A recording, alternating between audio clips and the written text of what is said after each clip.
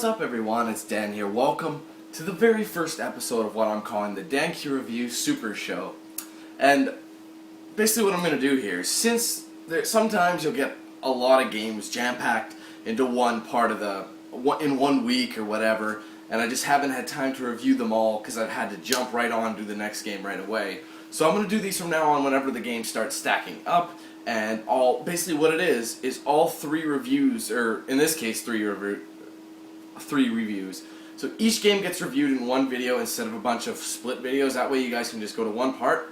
And what I'm doing, as you see below you, on the bottom here, I don't know where the bottom would be in proportion to me, but on the bottom somewhere, you'll see annotations. And those annotations will take you to tell you where you can go depending on what review you want to see.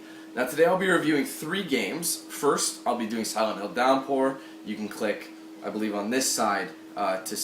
It'll show you the area where you can go and find that. Then there'll be I Am Alive, followed with Mass Effect 3. So 3 games being reviewed. If you don't want to watch all of them, you can click to the one you want to see at any time. You can shut me up right now even. So go ahead and we'll get started on the review. So it's going to be, hopefully I'll try and keep this as short as I can, but at the same time I want you guys to know what I feel about each game. So thanks everybody. This will happen more often the more games that come out. However, if there's only a 1 release thing, you'll have a regular episode of the DanQ Review. Anyways, let's start off with the first release today, and that is Silent Hill Downpour. The latest installment of the Silent Hill franchise, one of my favorites growing up in terms of horror games. And well, let's of course start into our summary. Sorry, there's so much crap today that I had to write it down. But Silent Hill is available on PlayStation 3 and Xbox 360. It is a survival horror game developed by Vatra Games and published by Konami. So, what can we say about Silent Hill? Well, let's get into it right away so I can ease up on the time. Silent Hill Downpour. Going in, Silent Hill is a very respected franchise, being that it does great at what it does. You know what I mean? It's meant to scare you, and that's been the whole premise about it. You know, this confusing little town known as Silent Hill that does strange things to people, whatever character you're playing as they go through it. So anyway, let's start off. Something I want to say that's really good about it. Well, I just mentioned it. Silent Hill Downpour scares you. Now myself, I've played a lot of scare games over the years, and usually they make you vulnerable to scares, and you just don't get scared anymore. Like Condemned and Condemned 2, I played the Fear series, that sort of thing, and I was pretty much immune to scaring. This game blew that all away. I don't know if you guys remember, but I believe in part 8, I screamed like a little girl, I freaked right out. If you want to go check it out, it's towards the end of the part, around 13 and a half minutes, I think. Check it out, it's really funny. I was genuinely frightened by the game, and genuine fear from playing a video game. I'm not even kidding. I was like, get away from me, you know? So, this game scares you. That's what I love about it. It scares the living piss out of you. Also, what I want to say about it, the atmosphere is perfect.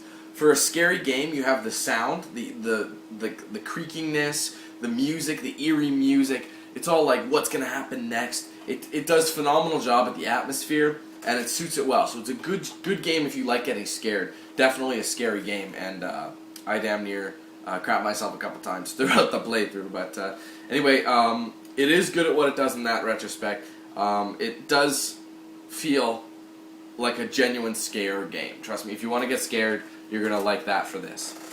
Also, I want to comment on the length of it. The game is single player only, like they've always been. The game is going to be around, how long? I'm trying to think here. It depends. I think it was about 8-9 hours for me, maybe a little longer. I'm not 100% sure, but it's a decent length. You're gonna be playing Silent Hill Downpour for a while, so I'm gonna say it's a good length, good solid length for a single player game. Considering you get some single player games that are 5 hours or less, and that's just unacceptable. This game will at least give you your money's worth in terms of length. So there's that's involved. However, myself, I've played Silent Hill 1, Silent Hill 2, and Silent Hill 3. And I hadn't played a single Silent Hill game after that until Silent Hill Downpour. So I kind of held the game up into high regard. Unfortunately, this game isn't really what you call like its predecessors. Let's just put it that way. Number one, there's a few things I want to mention here.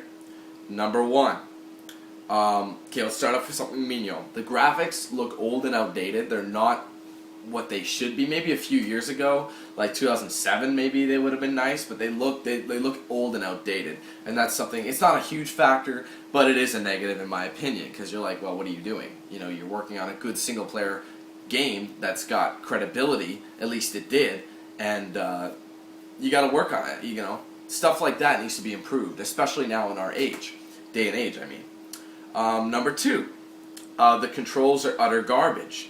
I don't know how many times I got stuck like trying to fight a guy, but then you get hit from another guy behind you, and you just wouldn't be able to block. Like the combat, the gameplay is just terrible. I mean, I hated the gameplay. It was so sketchy, you know. It just didn't feel comfortable at all. I was just like, good God, man, what's going on? I was stuck here. This one enemy hit me in the head, even though I blocked him. Then you got a guy from behind you, like I said, hitting you, and you can't block both at once. So the gameplay, the combat in it was trash. To me, I hated playing this game in terms of that, which kind of goes back to the length of the game. Yes, it's good that you have a nice long game, but when you have these downs to it, how come, you know, it's just not good? It makes the game crappy because you're like, it drones on and on, right? So the gameplay itself, the controls are garbage. I really didn't like it at all. Number two, number three, this game didn't even appear to be tested.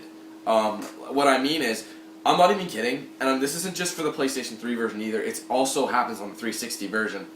The frame rate is horrid. Like, it is the worst frame rate I've ever seen in any video game. And I'm talking, every single hallway or room you go in, you'll get a huge skip, like, for a few seconds, and then it'll skip ahead. There's lags and skips, choppy, choppy, choppy, throughout the game, from start to finish. I'm not even kidding, the whole time, start to finish, no. I mean, it's just impossible, and it gets really irritating when you're trying to fight somebody and you got the frame rate that drops right into the toilet, and you know it affects the game majorly, and the frame rate is crap in this game. I'm telling you, you're like, what were they thinking when they coded this, when they programmed it? It is utter garbage. I'm sorry, there's just so much wrong with the frame rate.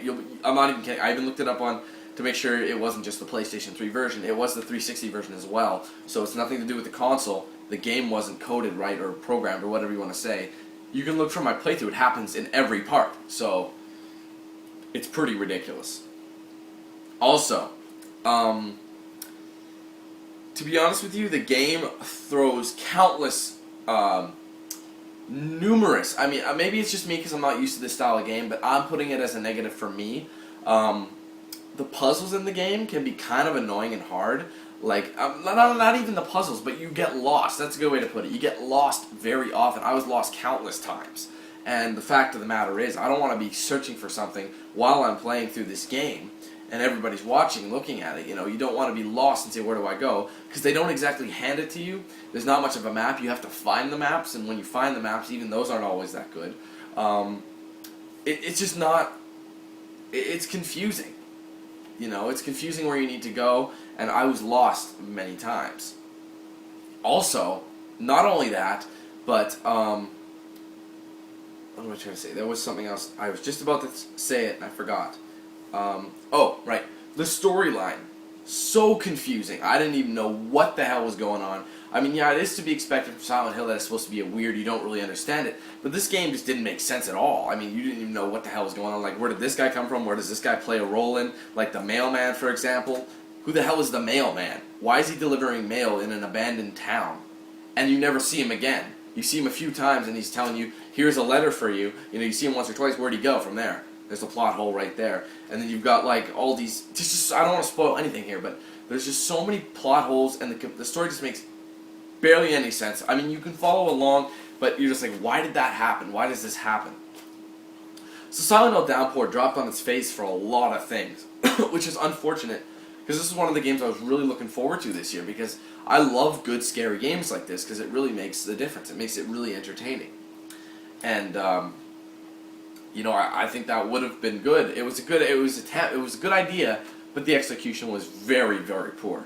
So let's recap really quick. In terms of the good, the game will scare you. It's really good at scaring you. The atmosphere is really great. You'll get a solid 8-9 hours. I don't know, it depends how long you take. There's also side missions, so maybe even 10 hours or more on this game, depending on how much you do. So it's good length to it. However, there's a lot of negatives. Like, oh, I forgot a negative. I'll mention it in my list here. You have the terrible gameplay controls. The combat's really bad. You have a terrible, ugly-looking graphics. Like, not ugly, but outdated-looking graphics. You have, the fact that you get lost all the time. The fact that the game was just so confusing. Like, the storyline was confusing. And the other thing I want to add, the saving was stupid. All you have is an autosave. So basically what that means is you can't save whenever you want. You have to hope that you do. And if you die, for example, you get respawned, hell, I don't know how far back. And it made you backtrack again because the game is dumb like that. So the game save is crap. And there's a few others, little things like that, but it's just irritating. It makes the game tough to play. So I gotta rate this game from those. It's funny because I look at some of these mainstream reviewers and they gave the game like 7s and 8s, and I don't see what the hell they were thinking. I have no idea. But for once, I'm actually agreeing with one of them, and that is IGN. I'm giving Silent Hill Downpour a 4.5 out of 10. The game is really quite poor. Very, it's good. It makes up for the fact that it's good scary. If it wasn't scary and it was just bland stuff, I'd probably give it like a 2 or a 2.5. But honestly, the scare and the atmosphere is so good in this game, like the music, the sounds, it does bump it up a bit. But I'm giving it a 4.5 for that. Really crappy game. It's poor. It's needed a lot of work. I don't know. Even when they delayed it, they still couldn't execute. So Silent Hill Downpour gets a 4.5 for me. Definitely one of the worst games I've played this year. Hell, in a long time. So it's unfortunate, but that's what it's going to be. So that's Silent Hill Downpour. Hope it helped you guys make a decision. Okay. Moving on. New game. Second game I did this week. Last week that I did. I don't have a case to show you. That's because it is an arcade game. It is known as I Am Alive. And, hold on a second. I Am Alive was, originally was going to be, I believe, a console release, like on a disc, but they changed it to an Xbox Live Arcade game and a PlayStation Network game, which isn't available till April for PSN. So it's only available on 360 right now, but it is coming out on PSN in April. Well, let's just briefly do the summary, of course, for I Am Alive. I Am Alive is available 360 and PS3, like I said. It is actually technically a survival horror game as well, more along the lines of just a survival game. It is developed by Ubisoft Shanghai and published by Ubisoft as well. Alright, let's start off with the basics here. What can we say about I Am Alive? Well, briefly, the whole idea behind the game is, there's been some sort of catastrophic event that happened. They just call it the event, and basically it leaves the world in turmoil. I don't know if it's the whole world, but you're in a town. I can't remember the name of it, which is kind of bad, but this town has been destroyed. There's just not poison gas, but there's dust clouds with toxins and pollution, things like that that's making it difficult. All different little aspects that make it tough to survive. Now let's start with the good. In terms of the good, the game has an awesome idea. The idea was great. The fact that you can, you're this one guy looking for his family after this drastic event that you don't know what really happened, and you're basically trying to find them in your hometown that's been completely destroyed, nearly destroyed by this event. And the fact is that the idea, there is a parkour style element. There's climbing, there's jumping, running, and the fact that there's frontal assault, like, say for example you grab a weapon, you find yourself a weapon. Everything is very scarce, by the way. Meaning if you find a pistol, you'll probably maybe get four shots maximum in that area. And what I mean is you'll come up to a group of thugs or mobsters because everyone's turning on each other, right? There's very few people helping each other, and you'll find people along the way that you can help. But, and you'll get an extra retry, and I'll get to that later, for helping them.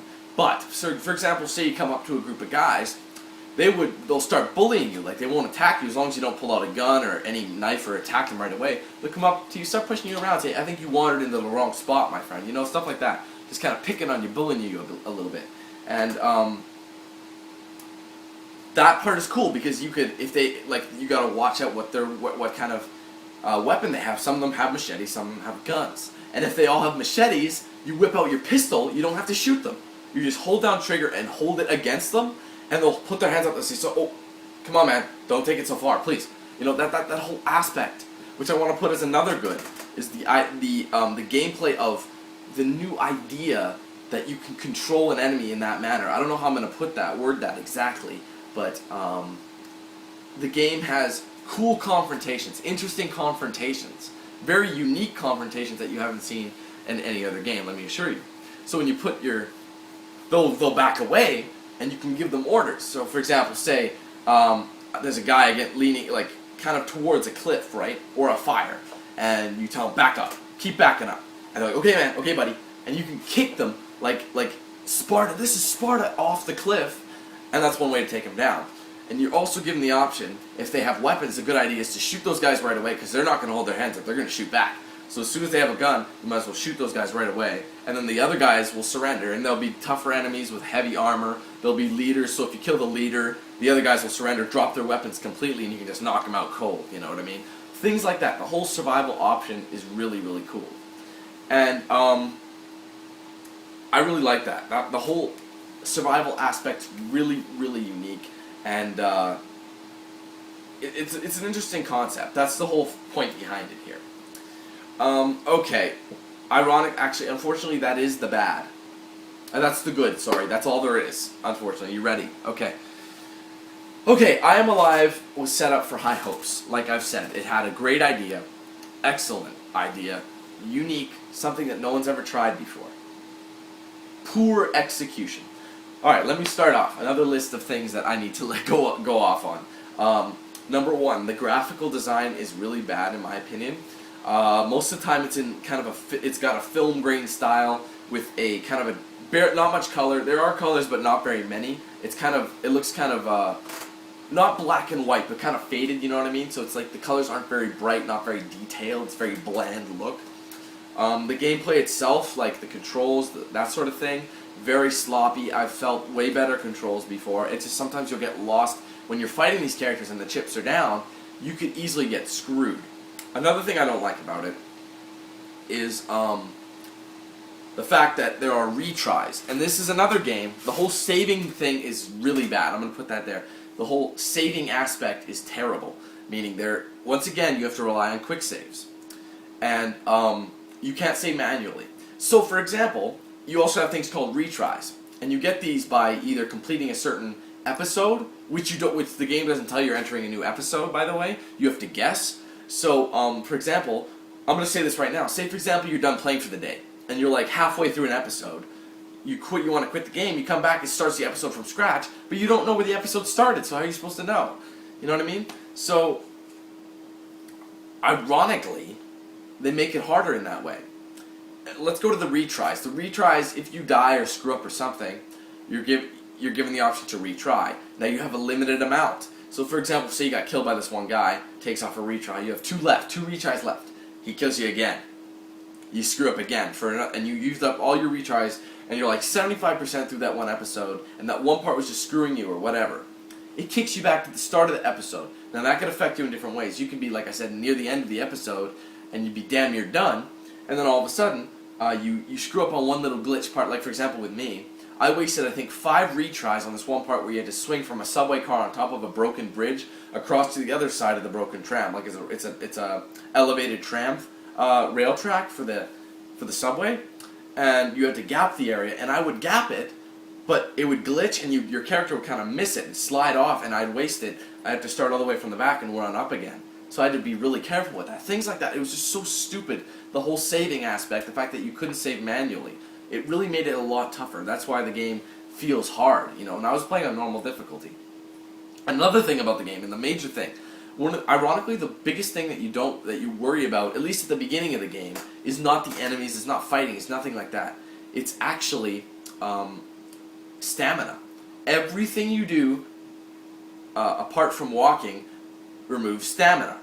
So for example, say I start running, your stamina bar starts decreasing. Say I'm climbing, and I'm in this huge wall, and I have to scale this gigantic wall, and there's no platforms to stand on, your stamina is slowly going down. And say, for example, there's a gap, say from a pipe, and you have to jump across it while you're climbing, that removes a huge chunk of stamina, and you're slowly losing your stamina. You'll go into another mode where you'll basically have to tap right trigger, or I'm assuming R2 on PlayStation 3. You have to smash that button, and basically it'll speed up your character to get to a grounded spot, but your stamina meter basically lowers, meaning the amount of stamina you'll have once you get up will greatly be reduced. So, depending how fast you get back there, you'll lose a large chunk of stamina, meaning you can't go out and scale things for as long. Of course, you can pick up items that replenish that, so it's not like you lose it forever. But the fact is that game, it's such a stupid idea that they made the stamina play such a huge role. I mean, yeah, it's realistic, but in a video game, I'm not expected to get that tired. I mean, let's be honest here, you even get tired climbing ladders. I mean, how many people could chill on top of a ladder, just put your arm in the rung, and just relax up there? I mean, it's not stress-inducing to stand on a ladder. I mean, maybe if you're dangling like this, or you're jumping across, that makes sense. You're getting tired, you can't hold on anymore. But things like that, it made the game really frustrating, having to retry over and over. And it just wasn't worth it for me. In terms of story mode, or the storyline, what can I say about the storyline? Again, interesting concept, new idea, poor execution. I can't say anything about it. The story was very quick. All you were doing is getting this, getting that. There was no real depth behind it. You play as a certain character. You know, keep in mind this is an arcade game, and you're really only spending, it is 1,200 Microsoft points, which I think is the equivalent to about 16 to 18 bucks, something like that. I'm not 100% sure, but it's like a $16 to $18 game. I would like to put this as another positive. Because of that, the game is actually rather lengthy. I think it's about, not even, I guess, for an arcade game it is about 5 hours or so, maybe a little longer, maybe a little shorter. Keep in mind, since I'm paying only 16 bucks for it, that is a rather good deal. So I want to say that you get a good lengthy storyline for what you pay for. So that's good there. But you know, that doesn't change the fact that alright, sorry about that, guys. As I was saying, the story of I Am Alive is kind of, I don't know, it's kind of bland. Like I said, you're just going from collecting this, collecting that. You know, it's all the same repetitive stuff. You don't really get to know the character all that well, and it's just not worth the time, it seems. And when whatever little you get from the story to begin with, you do follow the story a little bit to find out what's going on with this guy's family, and you're expecting to know what you get in the end, and all you get is a smack. You hit a brick wall, and you're told right away, no climactic. Does he do this? Does he do that? It's basically a completely different theory, just like that, hit with you with like a 2-second cutscene, and you're just like, wow, did that really just happen? I just wasted my time. You know what I mean? So, ending and the story was not very good. I didn't really enjoy it. I felt like it was a chore kind of playing this game, which is kind of upsetting. So, you know, the game just really isn't that good. Aside from the fact, let's look back really quickly. You've got a very unique idea, really kind of entertaining. It is pretty lengthy for an arcade game, what it is. However, on the other side, you've got bad gameplay. The stamina bar is just irritating as hell. What else here? The story and the ending is just not even worth the time. Just things like that. It's just the game, it just makes it so poor. And I'm trying to figure out what I want to rate this game, but honest to God, it is kind of a pass. Even though it is an arcade game, I would like to give you it is an out of 10 as well. And I think, I know some people might not like it, but I think I might just give I Am Alive a 4 out of 10. It's really not a good game to really try. It's not worth your 18 bucks, and that says something. So I think I might give I Am Alive a pass. Good attempt, failure on Ubisoft's part, because the game is very frustrating throughout, and honestly, on the harder difficulty, I don't even see what the point is.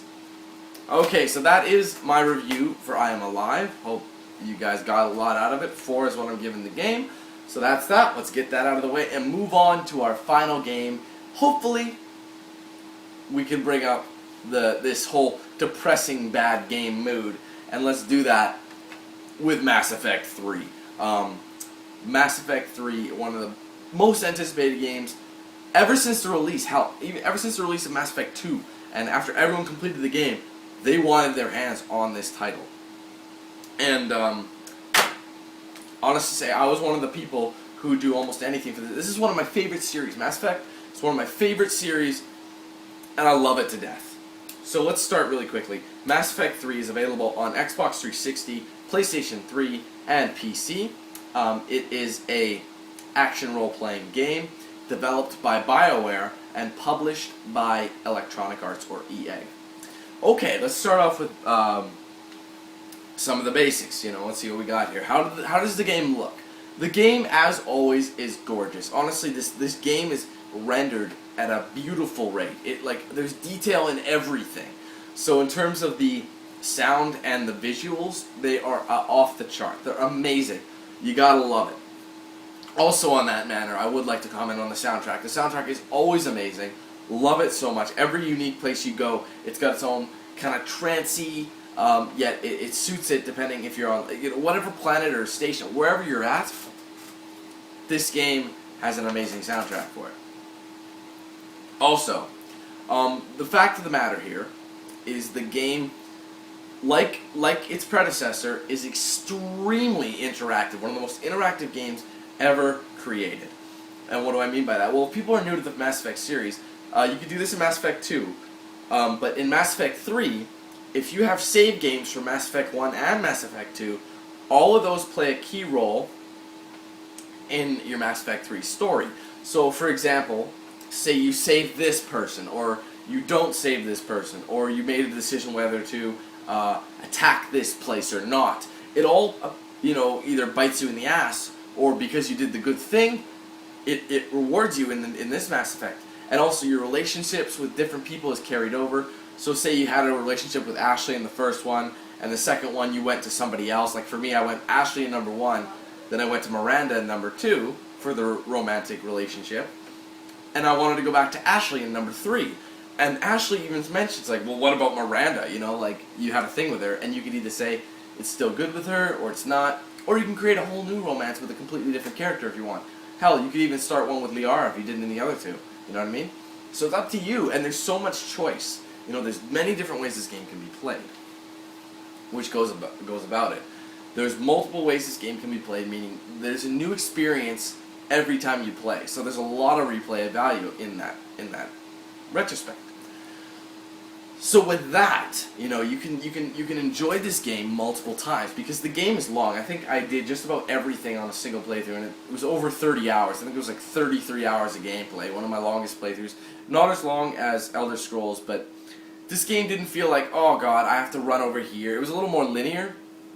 You know what I mean? So you didn't have to feel like, oh, let's go explore this. Oh crap, I'm going to have to come back to that. It wasn't like, oh, wishy-washy. You're kind of given a line and you could search everything in this one area, but you could then come back to it, so if you missed it, you wouldn't miss it. You know what I mean? So I like that. Also, I want to talk about something that I noticed right away. The combat in this game was improved 100%. I thought they improved it in Mass Effect 2. This game is amazing. How people who don't like RPGs can have a good time with this third-person shooter. It is that good in terms of shooting, and the whole action gameplay when you're actually combating people is so good, and it's been improved so much better than the past 2 games, by tons. Also, what I want to mention, they got rid of something that a lot of people hated in Mass Effect 2. The thing is, BioWare listens to their fans. They really do, and they pay attention, and they fix what the fans want fixed. Well, for example, in Mass Effect 1, they had the elevator scenes, which were in place of loading screens. People didn't like that, so they got rid of them.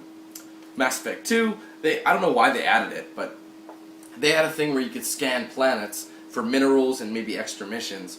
It was so tedious and unnecessary just to find the best minerals to purchase and upgrade. It was just pointless. What they did was they made it way more streamlined.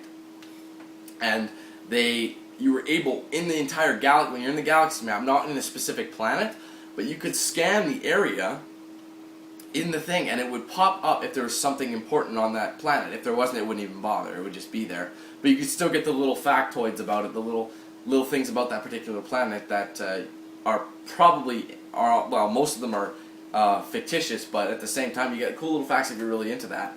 But you can search and find weapons to, war assets to help you in your final mission against the Reapers. You get, minerals, credits. You sometimes find missions, saving people, which affect side quests that you do. Like, this guy's like, oh, I can't find my blah, blah, blah. Or, I need this for my ship. And you just overhear their conversation, and you find it, and you bring it to them and say, oh, it's available here. So, I really liked the Galaxy Map missions. They were really simple. And they added a little mini game where you could if you took too long and you scanned too much, the Reapers would detect you in that sector and basically run, like chase you in your Normandy when you're controlling in that galaxy, in that one planet, in that one system of planets. And it was really funny because you had to outrun them if you took too long. So you'd be trying to find all the assets in that area, and all of a sudden, you'd hear the Reaper, blah, and then you'd be like, oh shit, the Reapers are coming. So, they'd come at you, and you could probably search a little bit more, but then you had to get out of there, and you'd evade a Reaper. So it was a cool little mini game, and it wasn't tedious. It was actually, I got really good at it as I went on. So that was really cool, and I appreciate that they got rid of that tedious planet searching, because do you know how many planets there were to mine? It was ridiculously tedious and not needed. So I'm glad they got rid of that in Mass Effect 3. Yet they kept the beneficiaries of it in it.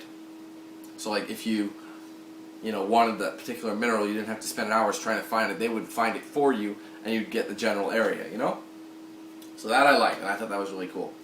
Now, what else can we say about it? Well, the story. Obviously, I've already mentioned this, but I'll say it officially. Story is awesome. I loved it. Honestly, the single-player story is good. Like, depending on what you pick, of course, it all depends. Like I said, it's interactive. So the story is really good. The plot is awesome. It's just so detailed. I can't even amount to how good this game is in that sense. So that's what I'm covering on the single-player in that whole campaign. Now, I'd like to go over to the new thing that they added, and they added multiplayer in Mass Effect 3. A lot of true Mass Effect fans are like, oh my god, why would you ruin it by making multiplayer in there? Multiplayer is so good. Honestly, they give you something to work for. And I'll explain more about that something to work for in a minute. It kind of goes on the negative side, but it gives you something to work for. Gameplay is great. It's great co-op.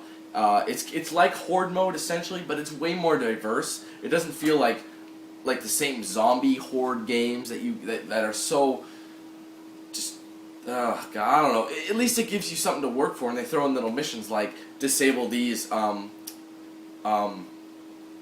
take out these particular people of interest, and you'll get extra credits, and little bonus missions, deactivate this, and you upload this hardware to us, that sort of thing. And it's all little mini games within it, and it's really entertaining gameplay. That's what I really loved about the game. Lots to love. Trust me. Let's go to some negatives. There are negatives, I know, but let's go there. About that multiplayer. If they didn't add multiplayer, I'll bet you everyone would have got the perfect ending in this game. I would like to, let's get that out of the way. Let's talk about the elephant in the room, and that's the ending of Mass Effect 3. Lots of controversy, lots of uproar to true fans, and I'll explain why. I won't spoil the endings to anybody, because there are multiple endings, depending on what actions you did in Mass Effect 2 and 1, of course. It's pretty crazy. But there is no happy ending. Honestly, you feel like all you've worked for, all you've done, didn't matter once you hit that last point where you have to make a decision, a huge decision, and they benefit different people in different ways. Now, there is a way where you can get, like I said, it's very depressing, the endings. You're like, God, why can't they just end the game on a happy note? You know what I mean? I'm not trying to spoil too much. I'm sorry, but it's just that's why people are all upset, because it's so depressing, the endings. You just don't. There's no perfect ending. Like they say, there's a perfect ending, and let me explain that. In the multiplayer, okay, when you're collecting benefits to help you, the more side quests you do, the more support you get from different races, increase your military strength.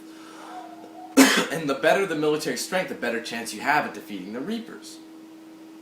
my military strength was maxed out pretty much at the end of the game, and I think maybe 98% of all the side missions. I might have missed 1 or 2 or 3 or something like that, but I did 90-some%. It was huge. I did tons of side missions, so I got most of the beneficiaries. However, there's one little number that says galactic readiness, and that stays at 50% through the whole game. Now, if you don't know what that does, it's basically your multiplayer. So the more multiplayer you do, the that number goes up.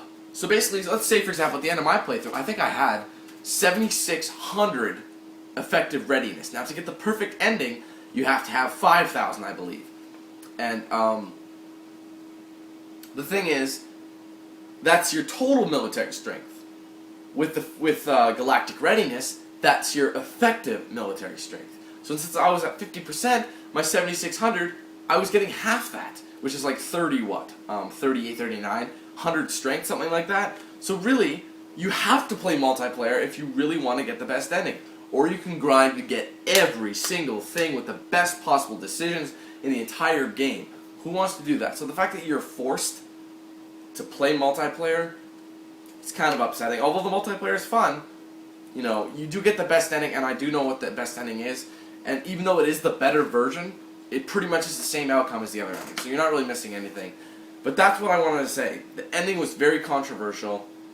People are up in arms in it. However, you got to take that away and look at the game as a whole. Breathtaking. It is a masterpiece. Honestly, I wanted to give this game a perfect 10, but there's the things that just changed that. So let's look back. This game has breathtaking graphics and audio, great soundtrack, great combat controls, completely improved, completely interactive, one of the most interactive stories you'll ever play in your life in a video game. Like I said, the storyline was really good, and of course you made the decisions that affected the storyline too. And you know, the multiplayer, ironically, was really good too. It was one of the best multiplayer segments I've ever played. Then on the negative side, you have the fact that you're pretty much forced to play multiplayer to get the best ending, which is kind of unfortunate. And the fact that the ending, no matter what, is really depressing. You feel like all you've worked for, no point to it. You could have done anything. You could have got everything worse, and even if you did all the good stuff, you'd still get the same thing all the bad stuff got, you know what I mean? So it feels like there's no point to doing any of that. So that's my negatives. But let's review Mass Effect 3. In my opinion, one of the best games I've played in a long time. I loved it. I think it was great. Despite the negatives, I think this game is very, very worthy of a 9.75. Damn near perfect, but trust me, you'll be missing out if you do not play it. No matter what you feel, play the game. You will love it. Even people who don't like RPGs will love this game. That's how good this game is. So that's Mass Effect 3, 9.75. Overall, I am happy with the way they ended the game. However, I would have preferred a final happy ending, you know what I mean, for once. But regardless, thanks BioWare. It was a great ride. I enjoyed Mass Effect series, and I'm glad we went out with a bang and we did what we needed to do. So anyways, I hope you guys enjoyed this very long episode of the DanQ review, the Supershow, very first episode. Anyway, you could have clicked on any time to get to whatever review you wanted to see first. But anyway, hope it was informative. Hope it helped you guys make decisions on these games. I had fun playing them regardless, even though some of them were hard. So, thanks everyone for watching. Thanks for sticking around. And I'll see you guys next time for more footage, more reviews, more playthroughs, more me. So, take it easy guys. Thanks again. And I'll see you later.